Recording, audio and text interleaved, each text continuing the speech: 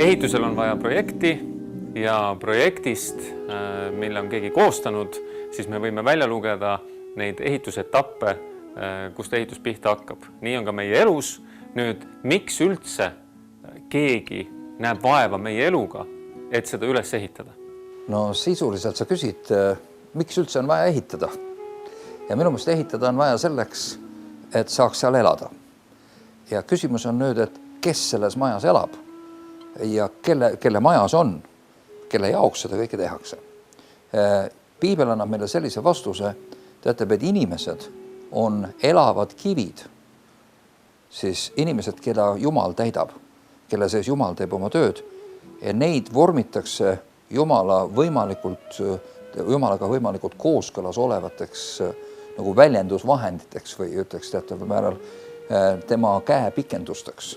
Ja siis selline inimene, kelle kaudu Jumal saab vabalt sirutuda siia või sinna, teha seda või teist või kolmandat, kelle suhe Jumalaga on täielik. Sellist inimest nimetatakse elavaks kiviks. Ja see elav kivi on siis üks koostisosa ehituses ja sellest moodustatakse hoone ja selle hoone nimi on Jumala eluase. Et selles hoones elab Jumal ja see hoone väljendab Jumalat igal võimalikul kombel. Ja see on ehituse mõte. Ütleme niimoodi, et meie oleme Jumala tempel, ütleb Jumala sõna. Ja see tähendab seda, et Jumal elab füüsiliselt meie sees oma vaimu läbi, aga ta elab ka meie sees meie uueks loodud vaimu nagu kohaselt või sellega integreerituna, sest et meie vaim on ühendatud Jumala vaimuga. Inimene sai ju elavaks hingeks nii, et Jumal vormis inimese keha põrmust, eks ole, ja hingas sinna sisse eluhinguse, eks ole. Ja tänu sellele sai inimesest elav hing. Nüüd inimene on vaimolend, see vaim, mis temas on Jumala hingusest tulnud, eks ole. Ja me võime öelda, et kui nüüd inimene astub uuesti kontakti Jumalaga, teeb Jumalaga lepingu, avab oma südame Jumala, ütleme, et tule siia, tule uuesti sisse siia. Siis inimese Jumala vahele, nagu me oleme eelmistes seeriates rääkinud, et taastub see energia, elu, see igavese elu ringkool. Ja siin on veel üks aspekt, mida Piibel ütleb väga huvitavalt, et Jumalal on elu iseeneses. Tema on eluallikas, tema on see olend, kes on võimeline elutud asju tegema elavaks. Ja Jeesus räägib seda Johannese evangeeliumis, ütleb, et isal on elu iseeneses ja ta on andnud samamoodi ka pojale, et pojal oleks elu iseeneses, eks ole. Ja nüüd poeg omakorda on andnud meile selle elu. Ja sedapidi, kui Jumal on loonud meid oma näoliseks, oma kuju järgi ja on tahtnud anda meile valitsuse, siis kui ta ütleb, et andke neile valitsus, siis esimeses Moosese raamatus see valitsus on lindude, loomade ja selle planeedi üle, eks ole, kogu maa üle. Ilmutuse raamatus Piibli lõpus ütleb Jeesus, et kes võidab, sellele ma alan istuda koos minuga minu trooni peal. See on siis valitsus üle kogu loodu, mitte ainult ühe planeedi või selle asja üle, mis siin on. Ühesõnaga, vaadake, missugune gradatsioon siin on, eks ole, kuidas see asi üles läheb. Ja teistpidi, see on, kuidas saaks olla, et valitseb keegi, kellele ei ole elu iseeneses, eks ole. Nii et Jumalal on elu iseeneses, tema pojal on elu iseeneses ja nemad on andnud meile poja kaudu, et ka meil, meie sees, võiks olla elu iseeneses ja see ongi Jumal meie sees. Seepärast apostlid ütlevad oma kirjades, et see ongi see saladus, et Kristus meie sees, auhiilguse lootus ja see on siis selle tulevase korra peegeldus meie sees või selle juba ette, ta ütleb, et me tunneme, et tulevase maailmajastu väge, saame sellest osa, maitseme seda. Nii et tegelikult, kui me ütleme, et me oleme Jumala ehitus, siis see on täpne väljend. Me olemegi Jumala ehitus. Sageli me mõtleme, et Jumala ehitus on kirik. No sina ei ole kirik, mina ei ole kirik. Kirik ei ole Jumal, Jumal ei ole ka kirik oma. Jumal on Jumal. Aga Jumal, kui kirik on avatud, siis Jumal saab kirikus olla. Eks ole, teinekord kirik muutub asjaks iseeneses ja siis Jumalal on temaga raskus ja siis ta läheb sealt eemale teinekord. Aga kui kirik on oma õiges positsioonis ja Jumala vaimul on seal ruumi ja inimeste südamed on Jumalale avatud, nad tegelikult tahavad Jumalat leida, päriselt tahavadki Jumalaga kokku saada, siis saab Jumal seal liikuda ja siis ehituvad need inimesed üles Jumala eluasemeks Jumala vaimus. Et see on tegelikult üks müsteeriumide rida. Ja kui sa küsid, et miks seda üldse tehakse, siis tegelikult peaks küsima Jumalalt, miks sa inimesi tegid.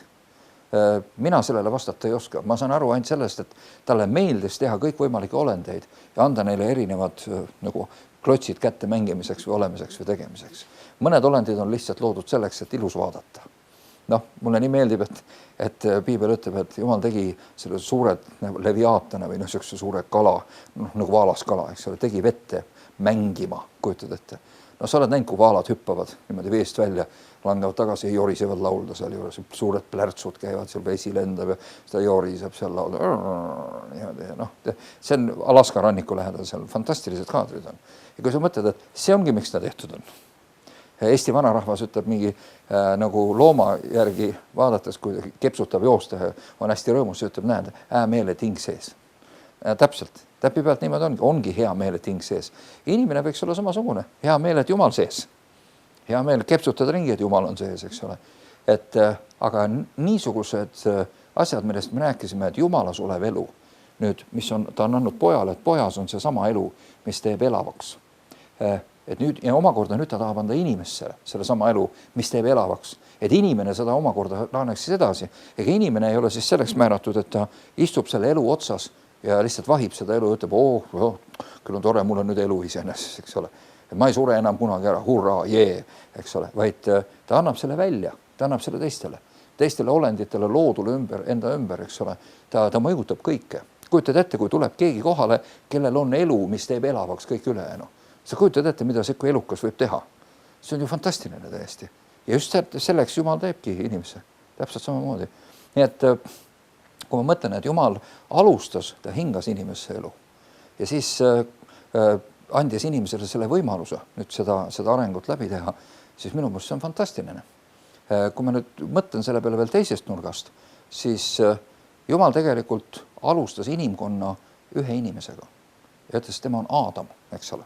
See esimene Aadam kukkus läbi ja ta tegi valikud, mis lahutasid teda Jumalas olevast elust ja Jumalast endast, eks ole.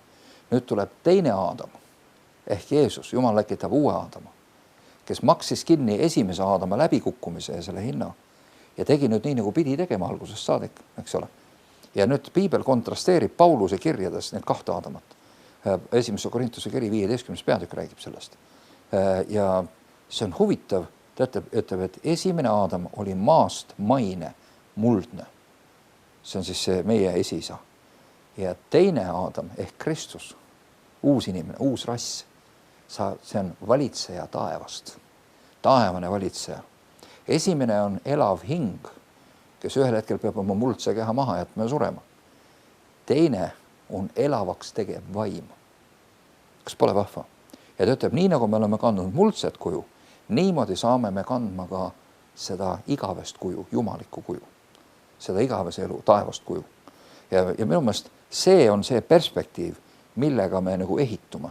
Ja kui sa küsid, miks Jumal meiega jamab? Miks üldse on vaja midagi ehitada? Vaat selle pärast.